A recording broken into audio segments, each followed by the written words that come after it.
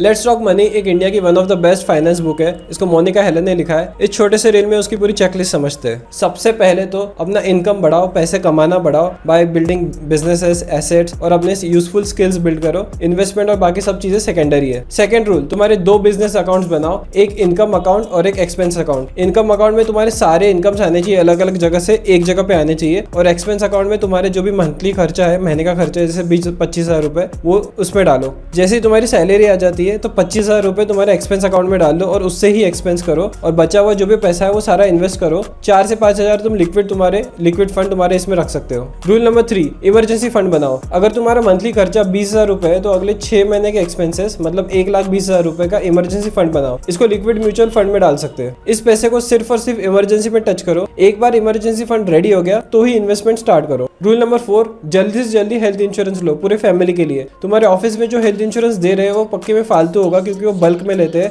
और तुमको उसके क्लॉज भी नहीं पता होंगे। मैंने चेकलिस्ट बनाई है पिछले रील में, वो देख लेना हेल्थ इंश्योरेंस की। रूल नंबर 5, टर्म इंश्योरेंस या लाइफ इंश्योरेंस लो। अगर तुम्हारे पे कोई भी भरोसे पे बैठा है तुम्हारे फैमिली में, तुम्हारे मम्मी पापा या स्पाउस या बच्चे, तो तुम्हारे पास टर्म इंश्योरेंस या लाइफ इंश्योरेंस होना ही चाहिए। इसका कवर एटलीस्ट 10 to 15 टाइम तुम्हारे एनुअल इनकम से बड़ा होना चाहिए। नेक्स्ट रूल, इन्वेस्टमेंट और इंश्योरेंस को अलग रखो। इन्वेस्टमेंट एक अलग प्रोडक्ट है, इंश्योरेंस एक अलग प्रोडक्ट है। यूलिप या एंडाउमेंट स्कीम्स को टच भी नहीं करना। नेक्स्ट रूल, रियल एस्टेट में ब्लाइंडली परचेस मत करो। अगर तुम्हारी फैमिली में एक तुम्हारे सिर पे घर है तो और घर मत लो। प्राइस ऑलरेडी बहुत इन्फ्लेटेड है, इसके रिटर्न्स 10 या 12 साल में आएंगे, वो भी 12% से कम ही रहेंगे। इससे अच्छा म्यूचुअल फंड में डालो और ये लिक्विड भी नहीं रहता। फॉर एग्जाम्पल तुम्हें 1 लाख रुपए चाहिए तो तुम घर का छोटा सा हिस्सा नहीं बेच सकते। नेक्स्ट रूल, इन्वेस्टमेंट कैसे करते हैं देखते हैं। 3 बकेट्स बनाओ, एक अल्ट्रा शॉर्ट टर्म खर्चा, एक मीडियम टर्म खर्चा और एक लॉन्ग टर्म खर्चा। अल्ट्रा शॉर्ट टर्म खर्चा मतलब नेक्स्ट 2-3 साल में जो आने वाला खर्चा है तुम्हें, फॉर एग्जाम्पल वेकेशन में जाना है, बाइक लेनी है, मोबाइल फोन लेना है, घर के खर्चे। इस 2 से 3 साल के खर्चे को कितना लगने वाला है वो देखो